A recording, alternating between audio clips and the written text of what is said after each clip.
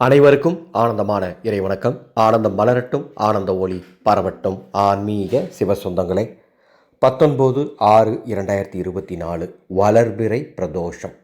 என்ன அபிஷேகம் செய்யலாம், என்ன நெய்வேத்தியம் வைக்கலாம், என்ன மந்திரம் சொல்லலாம், லிங்கம் இல்லாதவர்கள் என்ன செய்யலாம், உங்களுக்கான ஆன்மீக ஆலோசனை பதிவு இது. அன்பானவர்களே, உங்கள் குலதெய்வத்தின் பரிபூர்ணமான அருளை பெற்று நீங்கள் முன்னேற்ற பாதையில் பயணிக்க குலதெய்வ உபாசனை வகுப்பு நமது அறக்கட்டளை சார்பாக விரைவில் தொடங்கப்பட உள்ளது. அதேபோல் நவகிரகங்களின் பரிபூர்ணமான அருளை பெற்று தோஷமுள்ள ஜாதகத்தையும் யோகமான ஜாதகமாக மாற்ற நவகிரக உபாசனை வகுப்பும் தொடங்க உள்ளது.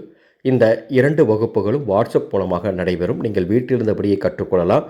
இந்த வகுப்புகள் பற்றிய விளக்கம் தேவைன்னா என்னுடைய வாட்ஸ்அப் நம்பருக்கு தொடர்பு கொள்ளுங்கள். 19/6/2024 புதன்கிழமை வரக்கூடிய வளர்பிறை பிரதோஷம்.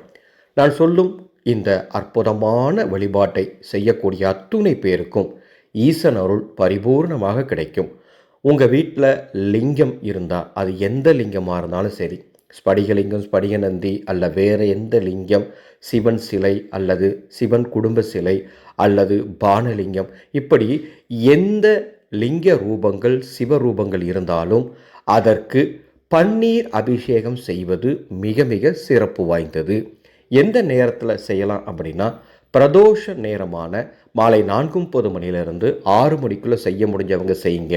அல்லது ராகு காலம் யமகண்டம் நேரம் தவிர வேறு எந்த நேரத்தில் வேண்டுமானாலும் தாராளமாக செய்யுங்கள். அவ்வாறு அபிஷேகம் செய்து சுவாமிக்கு நெய்வேத்தியமாக நெய்யால் செய்த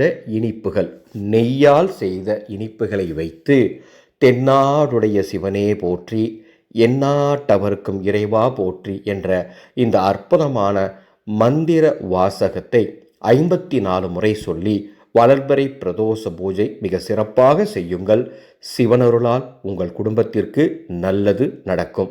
சுவாமி, எங்கள் வீட்டில் லிங்கம் இல்லை அப்படிங்கிற சூழல் இருக்கிறவங்க நெய்யால் செய்த இனிப்புகள் மட்டும் சுவாமிக்கு நெய்வேத்தியமாக வைத்து நான் சொல்லும் இந்த மந்திரத்தை, தென்னாடுடைய சிவனே போற்றி, எந்நாட்டவர்க்கும் இறைவா போற்றி என்ற மந்திர வாசகத்தை 54 முறை சொல்லி வழிபாடு செய்தால் பரிபூர்ணமான நன்மைகள் உங்கள் குடும்பத்திற்கு நடக்கும். இந்த ஆடியோவை உங்களுக்கு தெரிந்த அத்துணை பேருக்கும் பகிர்ந்து கொள்ளுங்கள். வளர்பிறை பிரதோஷம் அன்று அன்னதானம் செய்தால் நீங்கள் அறியாமல் செய்த பாவங்கள் அத்துணையும் விலகும் என்பது உண்மையான கருத்து. முடிந்தால் அன்னதானம் செய்யுங்கள் அல்லது நமது ஆனந்தொளி அன்ன சேவா திட்டத்திற்கு உதவுங்கள். மீண்டும் அடுத்த ஒரு ஆன்மீக தகவலோடு சந்திக்கிறேன். ஆனந்தம் மலரட்டும், ஆனந்த ஒளி பரவட்டும்.